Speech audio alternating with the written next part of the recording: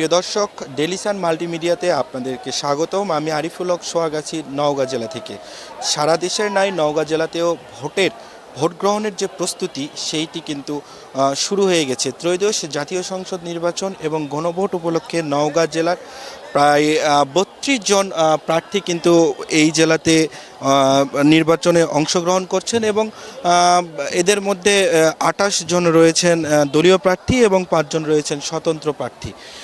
আপনাদের যদি একটু আমরা দেখানোর চেষ্টা করি যে আমি রয়েছি নওগাঁ সদর উপজেলার হলরুমের এলাকায়। এই এলাকাটিতে আসলে এই উপজেলার যে কেন্দ্রগুলোতে ভোটের যে সরঞ্জাম সেটি কিন্তু পাঠানো হচ্ছে এবং পাঠানোর যে প্রক্রিয়া সেটি কিন্তু এখন পর্যন্ত চলমান রয়েছে।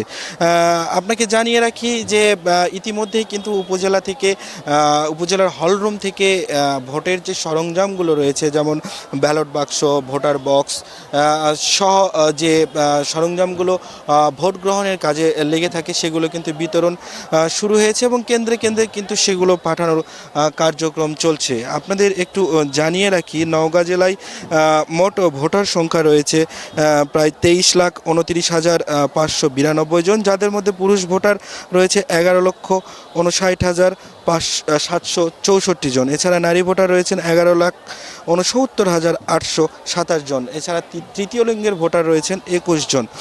৬টি সংসদীয় আসনের মোট ভোট কেন্দ্র ধরা হয়েছে ৭৮২টি এবং এই ৭৮২টির মধ্যে উল্লেখযোগ্য ৩৬৪টি কেন্দ্রকে ঝুঁকিপূর্ণ ঘোষণা করেছে জেলা প্রশাসন।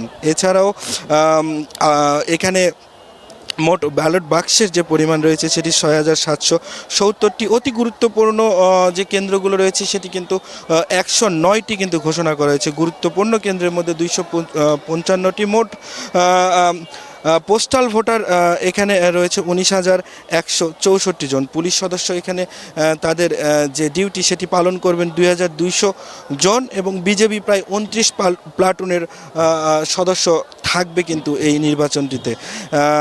আপনাদের আরেকটু জানিয়ে রাখি যে এই নির্বাচনটিকে ঘিরে কিন্তু সেনাবাহিনী তাদের শক্ত অবস্থানে রয়েছেন। সেনাবাহিনীর পক্ষ থেকে কিন্তু প্রায় ৫০ প্লাটুন সদস্য এই নির্বাচনকে ঘিরে কিন্তু তারা দায়িত্ব পালন করবেন। আমরা সাধারণ ভোটারদের সঙ্গে কথা বলেছি। সাধারণ ভোটাররা বেশ উৎসাহ উদ্দীপনার মধ্য দিয়েই কিন্তু তারা ভোট কেন্দ্রে যাবেন বলে আমাদেরকে জানিয়েছেন। এছাড়াও যেসব কেন্দ্রগুলোতে অতি ঝুঁকিপূর্ণ কেন্দ্র ঘোষণা করা হয়েছে সেই কেন্দ্রগুলোতে কিন্তু নিরাপত্তার জোরদার কিন্তু বৃদ্ধি করা হয়েছে। এছাড়াও প্রতিটি কেন্দ্রে কিন্তু সিসিটিভি ক্যামেরার আওতায় নিয়ে আসা হয়েছে বলে জানিয়েছেন এখানকার স্থানীয় প্রশাসন। আপনাদের আসলে জানিয়ে রাখি, এই আগামীকাল সকাল 7:30 থেকে কিন্তু ভোট গ্রহণ শুরু হবে, যেটি চলবে 4:30 পর্যন্ত এবং এই ভোট গ্রহণের মধ্য দিয়ে ত্রয়োদশ জাতীয় সংসদ নির্বাচন ও গণভোট অনুষ্ঠিত হতে যাচ্ছে নওগাঁ জেলায়। তো দর্শক, নওগাঁ জেলার ভোটের যে প্রস্তুতি এবং ভোটের সরঞ্জাম বিতরণ নিয়ে আমার কাছে এই ছিল সর্বশেষ।